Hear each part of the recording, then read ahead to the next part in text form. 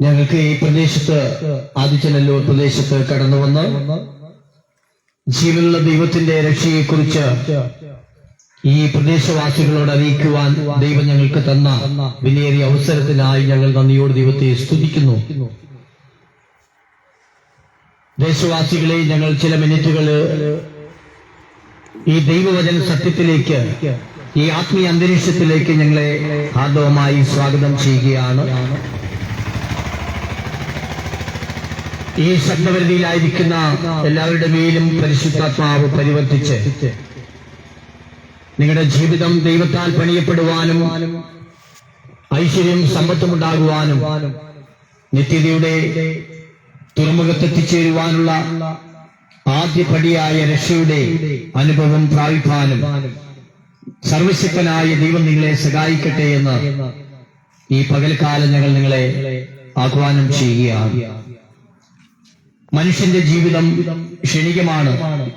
Bible പറയുന്നത് 4 വിരൽ നീളം മാത്രമാകുന്നു എന്നാണ്. ഏത് മനുഷ്യനും ഉറച്ചു നിന്നാൽ ഒരു ശ്വാസം മാത്രമാകുന്നു എന്ന് ബൈബിൾ പഠിപ്പിക്കുന്നു. നമുക്ക് ഈ ദിവസങ്ങളിൽ യേശുക്രിസ്തുവിന്റെ ക്രൂശീകരണം അഥവാ പ്രസംഗ, ക്രൂശീകരണം, ഉയർത്തെഴുന്നേൽപ്പ് എന്നിത്യാദി ദിവസങ്ങളാണ് കടന്നു വരുന്നത്. പെസഹാവ്യാഴവും ദുഃഖവെള്ളിയും ഉയർപ്പിൻ ദിനവുമായി എല്ലാ വർഷങ്ങളും നമ്മൾ കൊണ്ടാടാറുണ്ട്. എന്നാൽ ഞങ്ങൾ യേശുക്രിസ്തു എന്തിനാണ് ഈ ലോകത്തിലേക്ക് വന്നത് എന്ന്, യേശുക്രിസ്തുവിന്റെ വരവിന്റെ ഉദ്ദേശം, വരവിന്റെ ലക്ഷ്യം എന്നതിനെ കുറിച്ച് നിങ്ങളോട് അറിയിക്കുവാനാണ് ഞങ്ങൾ ആഗ്രഹിക്കുന്നത്. യേശുക്രിസ്തു എന്തിനാണ് ലോകത്തിലേക്ക് വന്നത് എന്ന് ചോദിച്ചാൽ ഒറ്റ ഉത്തരമേയുള്ളൂ: പാപികളെ രക്ഷിപ്പാൻ യേശുക്രിസ്തു ലോകത്തിൽ വന്നു. പാപികളെ രക്ഷിപ്പാൻ, പാപത്തിൽ കിടക്കുന്ന, നാശകരമായ കുഴിയിൽ കിടക്കുന്ന, കുഴഞ്ഞ ചേറ്റിൽ കിടക്കുന്ന, അന്ധവിശ്വാസത്തിലും അനാചാരങ്ങളിലും ദൈവത്തിൽ നിന്ന് അകന്നു കിടക്കുന്ന മനുഷ്യനെ, അവന്റെ ആത്മാവിനെ രക്ഷിച്ച് നിത്യതയുടെ തുറമുഖത്തെത്തിക്കുവാൻ, പാപികളെ രക്ഷിപ്പാനാണ് യേശുക്രിസ്തു ലോകത്തിലേക്ക് വന്നത്. യേശുക്രിസ്തു ലോകത്തിൽ വന്നത് പാപികളെ രക്ഷിപ്പാനാണെങ്കിൽ ഒരുപക്ഷെ നിങ്ങൾ ചോദിക്കും, ഞങ്ങളെന്തോ പാപികളാണോ എന്ന്. അതേ, ബൈബിൾ പറയുന്നു, എല്ലാവരും പാപം ചെയ്ത് ദൈവതേജസ് നഷ്ടപ്പെടുത്തിയവരായിരിക്കുന്നു. ദാവീദ് തന്നെ പറയുന്നു 51-ാം സങ്കീർത്തനത്തിൽ, ഇതാ പാപത്തിൽ എന്റെ അമ്മ എന്നെ ഗർഭം ധരിച്ചു, അന്തർഭാഗത്തിലെ സത്യങ്ങളല്ലോ നീ ഇച്ഛിക്കുന്നത്. അപ്പൊ എല്ലാവരും പാപികളാണ്. ബൈബിൾ അസന്നിഗ്ധമായി ഉൽപ്പത്തി മുതൽ വെളിപ്പാട് വരെ നമുക്ക് കാണാൻ കഴിയുന്നത് എല്ലാവരും പാപികളാണ്. പാപത്തിൽ നമ്മൾ ജനിച്ചു, പാപത്തിൽ നമ്മൾ ജീവിക്കുന്നു. പാപത്തിൽ മരിക്കുവാൻ ദൈവം ആഗ്രഹിക്കുന്നില്ല. പാപത്തിൽ ജനിച്ചോ പാപത്തിൽ ജീവിക്കുന്ന മനുഷ്യ നമ്മളെ തേടിയാണ് യേശുക്രിസ്തു ലോകത്തിലേക്ക് വന്നത്. പാപത്തിൽ ജീവിക്കുന്ന മനുഷ്യൻ പാപത്തിൽ മരിക്കാതിരിക്കാൻ യേശു പാപികളെ രക്ഷിപ്പാൻ ലോകത്തിലേക്ക് വന്നു. യേശുക്രിസ്തു പാപികളെ രക്ഷിപ്പാൻ ലോകത്തിൽ വന്നു എന്നുള്ളത് ബൈബിൾ പറയുന്നു വിശ്വാസ യോഗ്യവും എല്ലാവരും അംഗീകരിപ്പാൻ യോഗ്യമായ വചനം തന്നെ. അപ്പൊ യേശുക്രിസ്തുവിന്റെ ക്രൂശുമരണം എന്തിനാ? നമ്മള് ക്രൂശുമരണത്തിന് കുറെ ആടുകളോ പശുക്കളോ വെട്ടി വിപുല സമർത്ഥമായി ആഹാരം കഴിച്ച് ഉല്ലസിച്ച് നടക്കുന്നതല്ല ക്രൂശുമരണം. യേശുക്രിസ്തുവിന്റെ കഷ്ടാനുഭവങ്ങളെ ഓർക്കുന്നതാണ്. അത് വർഷത്തിലൊരിക്കലല്ല. യേശുക്രിസ്തു എല്ലാവർക്കും വേണ്ടി മറുവിലയായി തീർന്നെങ്കിൽ വർഷാവർഷമല്ല യേശുക്രിസ്തുവിന്റെ ക്രൂശുമരണത്തെ ഓർക്കേണ്ടത്. എല്ലാ ദിവസവും ക്രൂശുമരണത്തെ ഓർക്കണം. അതുകൊണ്ട് ആ പാട്ടുകാരൻ ഇങ്ങനെ പാടുന്നത്, പാപികളെ തേടി വന്ന യേശു രക്ഷകൻ, പാപമില്ല ശുദ്ധർക്കായി വരുന്നേ, വരവിൻ ദിനം അതിസമീപം, വരവിൻ പ്രത്യാശയാൽ നിറഞ്ഞിടാമേ. എല്ലാ വർഷവും യേശുക്രിസ്തുവിനെ നമ്മൾ ക്രൂശിക്കുന്നവരാണ്. കുറെ മദ്യവും കുറെ മാംസവും വാങ്ങി യേശുക്രിസ്തുവിന്റെ കഷ്ടാനുഭവങ്ങളെ ഓർക്കുവാനല്ല ദൈവം നമ്മളെ പഠിപ്പിക്കുന്നത്. പ്രത്യുത മദ്യം വർജിച്ച് യേശുക്രിസ്തുവിന്റെ ക്രൂശുമരണത്തെ എല്ലാ ദിവസവും നമ്മൾ ഓർക്കണം. നമുക്ക് വേണ്ടി ഒരുവൻ 2026 വർഷത്തിന് മുന്നമേ സ്വർഗത്തിലെ മഹിമകളെ വഴി താണലോകത്തിലേക്ക് ഇറങ്ങി വന്നെങ്കിൽ വർഷമല്ല യേശുക്രിസ്തുവിന്റെ കഷ്ടാനുഭവങ്ങളെ ഓർക്കുവാൻ നമ്മൾ വിളിക്കപ്പെട്ടിരിക്കുന്നത് എല്ലാ ദിവസവും. ദൈവമേ, അങ്ങ് ഞങ്ങൾക്ക് വേണ്ടി ക്രൂശിതനായി അങ്ങയുടെ അവസാനത്തുള്ള രക്തവും ഞങ്ങൾക്ക് വേണ്ടി ഊറ്റി ഞങ്ങളുടെ പ്രാണനും ആത്മാവിലും വീണ്ടെടുപ്പ് ലഭിക്കുവാൻ വേണ്ടി അങ്ങനെ രക്തം ഗോൽഗോത്താ മുതൽ അത് ഗോൽഗോത്ത കുലക്കളത്തിൽ ചൊരിയപ്പെട്ടു എന്ന് എല്ലാ ദിവസവും നമ്മൾ ഓർക്കണം. അതാണ് യഥാർത്ഥ ക്രിസ്ത്യാനിറ്റി. എന്താണ് യഥാർത്ഥ ക്രിസ്ത്യാനിറ്റി? എല്ലാ ദിവസവും യേശുവിന്റെ ക്രൂശുമരണം ഓർക്കണം. വെക്കുക, അർത്ഥപ്രാണനായ ഒരുവൻ ക്രൂശിൽ കിടക്കുകയാണ്. വർഷത്തിൽ ഒരിക്കലല്ല, ഒരിക്കലായിട്ട് യേശു ക്രൂശുമരണം മരിച്ചു. ഒരിക്കലായിട്ട് യേശു ജനിച്ചെങ്കിൽ ഒരിക്കലായിട്ട് മരിച്ചു, ഒരിക്കലായിട്ട് ഉയർത്തെഴുന്നേറ്റു. ഇനി വരുന്നത് ഒരിക്കലായിട്ട് മാത്രമല്ല, 2 പ്രാവശ്യം വരും. ഒന്ന്, തന്നെ കാത്തിരിക്കുന്നവരെ ചേർക്കുവാൻ വരും. രണ്ടാമത് പരസ്യമായി, ആദ്യം രഹസ്യമായി വരുന്നത് തന്റെ ജനത്തെ, രക്ഷിക്കപ്പെട്ട സ്നാനപ്പെട്ട ജനത്തെ ചേർക്കുവാൻ വരുമെങ്കിൽ പരസ്യമായി വരുന്നത് ഒലിവുമലയിൽ യഹൂദന്മാരെ ചേർക്കുവാനായി വരും. ഒലിവുമലയിൽ തന്റെ സ്വന്തം ജനമായ യഹൂദന്മാരെ ചേർക്കുവാൻ വരുമെങ്കിൽ യേശുക്രിസ്തുവിന്റെ രക്തമൂലം വീണ്ടെടുപ്പ് പ്രാപിച്ച തന്റെ ജനത്തെ ചേർക്കുവാൻ അവൻ രഹസ്യമായി വരും, കള്ളനെ പോലെ വരും. നിലയാത്ത നാഴികയിൽ മനുഷ്യപുത്രൻ വരുന്നത് കൊണ്ട് നിങ്ങളും ഒരുങ്ങിയിരിപ്പിൻ. എങ്ങനെ ഒരുങ്ങണം? രക്ഷാനിർണയം പ്രാപിക്കണം, പാപങ്ങളെ ഏറ്റുപറയണം, ഉപേക്ഷിക്കണം. അതെ, പാപങ്ങളെ ഉപേക്ഷിച്ച് ക്രൂശിക്കപ്പെട്ട ക്രിസ്തുവിനെ ഹൃദയത്തിൽ സ്വീകരിച്ച് അവന്റെ കഷ്ടാനുഭവങ്ങളെ ഓർത്ത് ജീവിതം രക്ഷാനിർണയം പ്രാപിച്ച് രക്ഷയാകുന്ന സ്നാനത്തിലൂടെ വീണ്ടെടുപ്പ് പ്രാപിച്ച് ആത്മാവിലും സത്യത്തിലും ആരാധിച്ച് തിരുമേശയിൽ പങ്കുകൊണ്ട് പുതുക്കം പ്രാപിച്ച് ജീവനുള്ള ദൈവത്തിന്റെ രണ്ടാമത്തെ വരവിന് വേണ്ടി നമ്മൾ നോക്കി പാർക്കണം. ഒന്നവൻ വന്നിട്ട് പോയി, ഇനി രണ്ടാമതവൻ വരും രഹസ്യമായി. മൂന്നാമത് വരുന്നത് യഹൂദന്മാരെ ചേർക്കുവാനാണ് അവൻ വരുന്നത്. പ്രിയ സഹോദരങ്ങളെ, ഇത് മിഥ്യയല്ല, കെട്ടുകഥയല്ല, കിഴവിക്കഥയല്ല. യേശുക്രിസ്തു ലോകത്തിൽ എന്ത് സംഭവിക്കുമെന്ന് ശിഷ്യന്മാരോട് പറഞ്ഞത് അതേപോലെ സംഭവിക്കുകയല്ലേ. ഒരു വള്ളി പോലും പുള്ളി പോലും തെറ്റിപ്പോകാതെ യേശുക്രിസ്തുവിന്റെ വചനം ഇന്ന് ലോകത്തിൽ നിറവേറുന്നെങ്കിൽ ലോകവും അതിന്റെ മോഹം ഒഴിഞ്ഞു പോകും. ദൈവത്തിന്റെ വചനങ്ങളോ എന്നേക്കും നിൽക്കുന്നതാണ്. അത് ഒഴിഞ്ഞു പോകുന്ന വചനമല്ല, മാറിപ്പോകുന്ന വചനമല്ല. ഈ ലോകം മാറിപ്പോകും, മനുഷ്യൻ മാറിപ്പോകും, ഈ കാണുന്ന ദൃശ്യനേത്രങ്ങൾ കൊണ്ട് കാണുന്നതെല്ലാം മാറിപ്പോകും. എന്നാൽ മാറിപ്പോകാത്ത ഒന്നുണ്ട്, അത് യേശുവിന്റെ വചനമാണ്. ലോകം അതിന്റെ മോഹം ഒഴിഞ്ഞു പോയാലും അത് ദൈവ വചനം ഒരിക്കലും ഒഴിഞ്ഞു പോകുന്നതോ മാറിപ്പോകുന്നതല്ല. അത് സ്വർഗത്തിൽ എന്നേക്കും സ്ഥിരമാക്കപ്പെട്ട വചനമാണ്. അതുകൊണ്ടാണ് ഞങ്ങൾ ഈ കവലയിൽ നിന്ന് യേശുവിനെ പ്രസംഗിക്കുന്നത്. അതുകൊണ്ടാണ് ഞങ്ങൾ ഈ കവലയിൽ നിന്ന് യേശുവിനെ ഉയർത്തുന്നത്.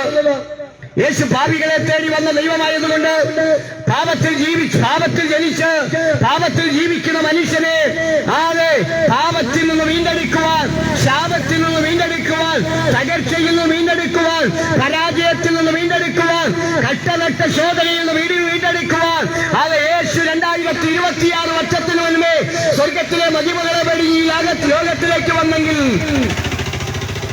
യേശുവിന്റെ ജീവിതം, ഈ ഭൂമിയിലെ ജീവിതം 33 തിരുവയസ്സ് മാത്രമേ ഉള്ളായിരുന്നു. 33 തിരുവയസ്സ് മാത്രം ഈ ലോകത്തിൽ ജീവിച്ച യേശുക്രിസ്തു, പാപം ലവലേശം ചെയ്യാത്ത യേശുക്രിസ്തു, പാപം എന്തെന്നറിയാത്ത യേശുക്രിസ്തു, പാപത്തിൽ ജീവിക്കുന്ന മനുഷ്യരെ വീണ്ടെടുക്കുവാൻ വന്ന യേശുക്രിസ്തു, പാപികളെ തേടി വന്ന യേശുക്രിസ്തു, പീലാത്തോസ്, ന്യായാധിപന്മാര് മുഴുവനും 5 കോടതികൾ 7 പ്രാവശ്യം യേശുക്രിസ്തുവിനെ വിസ്തരിച്ചിട്ടും പീലാത്തോസ് അവസാനം കൈയടി ഇങ്ങനെ പറഞ്ഞു, വെള്ളമെടുത്ത് കൈ കഴുകിയിട്ട് പറഞ്ഞു, ഈ നീതിമാന്റെ രക്തത്തിൽ എനിക്ക് പങ്കില്ല, ഇവൻ പാപമില്ലാത്ത ദൈവപുത്രനാകുന്നു, ഈ നീതിമാന്റെ രക്തത്തിൽ എനിക്ക് പങ്കില്ല എന്ന് പറഞ്ഞു പീലാത്തോസ് കൈ കഴുകിയെങ്കിൽ യേശുക്രിസ്തുവിനെ പോലെ പാപമില്ലാത്ത ഒരു ദൈവമുണ്ടെങ്കിൽ, പാപമില്ലാത്ത ഒരു ദൈവപുത്രനുണ്ടെങ്കിൽ യേശുക്രിസ്തു മാത്രമാണ്. ആ യേശുക്രിസ്തുവിനെ പോലെ തുലനം ചെയ്യുവാൻ ലോകത്തിലൊരു അവതാരങ്ങളും ജനിച്ചിട്ടില്ല, അത് ജീവിച്ചിട്ടില്ല. യേശു മാത്രം ലോകരക്ഷകൻ, യേശു മാത്രം പരിശുദ്ധൻ, യേശു മാത്രം രക്ഷകൻ, യേശു മാത്രം വിശുദ്ധനായ ദൈവം. യേശുക്രിസ്തു മാത്രമേ പാപം ചെയ്യാതെ ലോകത്തിൽ ജീവിച്ചിട്ടുള്ളൂ. മറ്റുള്ള എല്ലാവരും ഭാവികളാണ്. ഭാവികളായ മനുഷ്യനെ തേടി യേശുക്രിസ്തു ലോകത്തിൽ വന്നു. അതുകൊണ്ടാണ് ബൈബിൾ പറയുന്നത്, ഒരു മനുഷ്യൻ സർവ്വലോകവും നേടിയാലും കോടിക്കണക്കിന് രൂപ ബാലൻസ് ബാങ്കിലുണ്ടെങ്കിലും 5 10 ATM കാർഡ് കയ്യിലുണ്ടെങ്കിലും സുഖലോലുപലമായി ജീവിതമുണ്ടെങ്കിലും, ഇന്നത്തെ നാടൻ ഭാഷയിൽ പറയുന്നത് പോലെ അടിച്ചു പൊളിച്ച് ജീവിക്കാനുണ്ടെങ്കിലും നിത്യതയാകുന്ന സ്വർഗം നഷ്ടപ്പെട്ടാൽ ഈ ലോകത്തിലെ ജീവിതമെല്ലാം ശൂന്യം, വട്ടപൂജ്യമാണ്. നമുക്ക് ഈ ഭൂമിയിൽ ജീവിക്കുന്നതെങ്കിലും എന്തെങ്കിലും അർത്ഥം വേണ്ടേ? ആ അർത്ഥം വേണമെങ്കിൽ ആ അർത്ഥമാണ് യേശുക്രിസ്തു. യേശുക്രിസ്തുവാണ് അതിന്റെ അർത്ഥം. യേശുക്രിസ്തുവാകുന്ന അർത്ഥത്തിൽ കവിഞ്ഞ് വേറൊരു അർത്ഥമില്ല. നമ്മൾ ഈ ഭൂമിയിൽ ജീവിക്കുന്നതിന്റെ ഉദ്ദേശം ദൈവപുത്രനായ യേശുക്രിസ്തു മാത്രമാണ്. അതാണ് അതിന്റെ യഥാർത്ഥമായ സത്ത്, കാതലായ വിഷയം. അതിന്റെ അർത്ഥം യേശുക്രിസ്തുവാണ്. യേശുക്രിസ്തുവിലൂടെ പിതാവായ ദൈവം സ്വർഗരാജ്യത്തിലേക്ക് ഒരു വഴിയൊരുക്കി. അത് ന്യായപ്രമാണത്തിന്റെ നടിച്ചുവരെ ഇടിച്ചു കളഞ്ഞിട്ട് ജീവനുള്ള പുതുവഴിയൊരുക്കി തന്ന് സ്വർഗരാജ്യത്തിലേക്ക് പ്രവേശിപ്പാൽ അത് യേശുക്രിസ്തുവിലൂടെ മന്ദിരത്തിലെ തിരശ്ശീല മേൽതൊട്ടടിയോളം ചിന്തി അത് മനുഷ്യവർഗത്തിന് മുഴുവനും, പാപത്തിൽ ജീവിക്കുന്ന മനുഷ്യർക്ക് മുഴുവനും ജീവനുള്ള പുതുവഴി ഒരുക്കിയത് യേശുക്രിസ്തു മാത്രമാണ്. യേശുക്രിസ്തുവിലൂടെ രക്ഷയുണ്ട്, യേശുക്രിസ്തുവിലൂടെ സ്വർഗരാജ്യമുണ്ട്. ന്യായപ്രമാണത്തിന്റെ നടിച്ചുവരുന്ന മനുഷ്യർക്ക് കൃപാസനത്തോളം എത്തപ്പെടുവാൻ കഴിയാതെ തടസ്സമായി നിന്ന ആ നടിച്ചുവരിനെ യേശുക്രിസ്തുവാകുന്ന ദൈവപുത്രൻ ഇടിച്ചു കളഞ്ഞിട്ട് പാപികളും ദോഷികളായ മനുഷ്യർക്ക് ഒരു വാതിൽ തുറന്നിട്ടു. അത് കൃപയുടെ വാതിലായിരുന്നു. ഒരു വാതിൽ തുറന്നിട്ടു. അത് ശ്രേഷ്ഠമേറിയ വാതിലായിരുന്നു, രക്ഷയുടെ വാതിലായിരുന്നു. ഒരു വാതിൽ തുറന്നിട്ടു. അത് ഏറ്റവും ശ്രേഷ്ഠകരമായ വാതിലായിരുന്നു, സ്വർഗരാജ്യത്തിലേക്കുള്ള വാതിലായിരുന്നു. ആ വാതിലിലൂടെ പ്രവേശിക്കുന്നവൻ, ബൈബിൾ യോഹന്നാൻ എഴുതിയ സുവിശേഷം 10-ാം അധ്യായത്തിൽ ഇങ്ങനെ പറയുന്നു, യേശുക്രിസ്തുവാകുന്ന വാതിലിലൂടെ കടക്കുന്നവൻ അകത്തു വരികയും പുറത്തു പോവുകയും മേച്ചിൽ കണ്ടെത്തുകയും ചെയ്യുന്നു. ആട്ടിൻതൊഴുത്തിൽ വാതിലിലൂടെ കടക്കാതെ വേറെ വഴിയായി കടക്കുന്നവനെല്ലാം കള്ളനും കവർച്ചക്കാരനുമാകുന്നു. അത് യോഹന്നാൻ 10:1 പറയുന്നു. ഈ ശബ്ദവരിയിലായിരിക്കുന്ന സഹോദര സഹോദരി, ആട്ടിൻതൊഴുത്തിൽ വാതിലിലൂടെ അല്ലാതെ വേറെ വഴിയായി ഒരുപാട് അധപതാരങ്ങളുണ്ട്. അതിന്റെ പേരൊന്നും ഞാനിവിടെ പറയുവാൻ ആഗ്രഹിക്കുന്നില്ല, അത് നിങ്ങൾക്ക് തന്നെ അറിയാം. അത് വേറെ വഴിയായി കടക്കുന്നവനെല്ലാം കള്ളനും കവർച്ചക്കാരനുമാകുന്നു. യേശുക്രിസ്തു മാത്രമേ സ്വർഗരാജ്യത്തിലേക്ക് ഒരു വഴിയൊരുക്കിയിട്ടുള്ളൂ. ന്യായപ്രമാണത്തിന് നയിച്ചു വരില്ലേ കർത്താവ് കൃപ എന്ന ചുറ്റികളുണ്ട്, കൃപ എന്ന ചുറ്റികളുണ്ട്, കൃപായുഗം എന്ന ചുറ്റികളുണ്ട്. ഇടിച്ചു തകർച്ച കളഞ്ഞിട്ട് പാപികളായ മനുഷ്യരെ കൃപാസനത്തോളം അടുപ്പിച്ച ഒരുവനുണ്ടെങ്കിൽ ഞങ്ങൾ പ്രസംഗിക്കുന്ന യേശുക്രിസ്തു മാത്രം. ആ യേശുക്രിസ്തുവിലൂടെ ജീവനുള്ള പുതുവഴി മനുഷ്യവർഗത്തിന് മുഴുവനും ഒരുക്കിയിരിക്കുന്നു. എന്നെ കേൾക്കുന്ന ശബ്ദപരിധിയിലായിരിക്കുന്ന ജനമേ, വർഷാവർഷം യേശുവിനെ ക്രൂശിക്കേണ്ട കാര്യമില്ല. ഒറ്റ പ്രാവശ്യം യേശു മരിച്ചിട്ടുള്ളൂ. യേശു ജനിച്ചെന്നൊരു പ്രാവശ്യം യേശു ജീവിച്ചത് ഒരു പ്രാവശ്യം, യേശു മരിച്ചത് ഒരു പ്രാവശ്യം, യേശു ഉയർത്തെഴുന്നേറ്റത് ഒരു പ്രാവശ്യം. ഇനി അവൻ രണ്ടാമതും മൂന്നാമതും വരും. തനിക്കായി കാത്തിരിക്കുന്നവരെ ചേർക്കുവാൻ അവൻ രണ്ടാമത് വരും. മൂന്നാമത് വരുന്നത് യഹൂദന്മാരെ ചേർക്കുവാനാണ്. അങ്ങനെയെങ്കിൽ അല്പം ഹൃദയമൊന്ന് ശോധന ചെയ്താട്ടെ. ഇന്ന് നീ മരിച്ചാൽ നീ സ്വർഗരാജ്യത്തിലേക്ക് പോകുമോ? നിത്യതയിലേക്ക് പോകുമോ? സ്വയം ശോധന ചെയ്താട്ടെ. നമ്മൾ ആരെയും വിധിക്കുവാൻ ആളെ പറ്റുകയില്ല. നാം നമ്മെ തന്നെ വിധിക്കണം. പ്രിയ സഹോദര സഹോദരി, ഇന്ന് നീ മരിച്ചാൽ നിന്റെ നിത്യത എവിടെ? നരകത്തിലോ അതോ സ്വർഗത്തിലോ? നരകമെന്നുള്ള പദത്തിന് ഒരുപാട് കാര്യങ്ങളുണ്ട്. ചാകാത്ത പുഴുവും കെടാത്ത തീയും കരച്ചിലും പല്ലുകടിയും തീയും ഗന്ധകവും അടങ്ങിയിരിക്കുന്ന ഒരു പ്രദേശമാണ്, ദേശമാണ് നരകം. സ്വർഗം കണ്ണുനീരില്ലാത്ത ഇടം, ദുഃഖമില്ലാത്ത ഇടം, മരണമില്ലാത്ത ഇടം, രോഗമില്ലാത്ത ഇടം, കണ്ണുനീരും പ്രയാസങ്ങളും നിരാശകളും അത് ഒന്നുമില്ലാത്ത ഇടം, എപ്പോഴും യേശുക്രിസ്തുവാകുന്ന നീതി സൂര്യൻ ജ്വലിച്ചു പ്രകാശിക്കുന്ന ഇടം. എവിടേക്കാണ് നീ പോകുവാൻ ആഗ്രഹിക്കുന്നത്? നരകത്തിലേക്ക് പോകുന്നെങ്കിൽ നീ ഒന്നും ചെയ്യേണ്ട, പോയ വഴിയിലൂടെ പോയാൽ മതി. അല്ല, സ്വർഗരാജ്യത്തിലേക്ക് പോകുന്നെങ്കിൽ ഈ ശബ്ദപരിധിയിലായിരിക്കുന്ന സഹോദര സഹോദരി, മാതാവേ പിതാവേ, എല്ലാവർക്കും വേണ്ടിയുള്ള രക്ഷ ന്യായപ്രമാണത്തിന് നടിച്ചുവെന്ന് ഇടിച്ചു കളഞ്ഞ യേശുക്രിസ്തു കൃപയെന്ന വാതിൽ തുറന്നിട്ടിരിക്കുന്നു. ആ കൃപായുഗം അടയുന്നതിന് മുൻപേ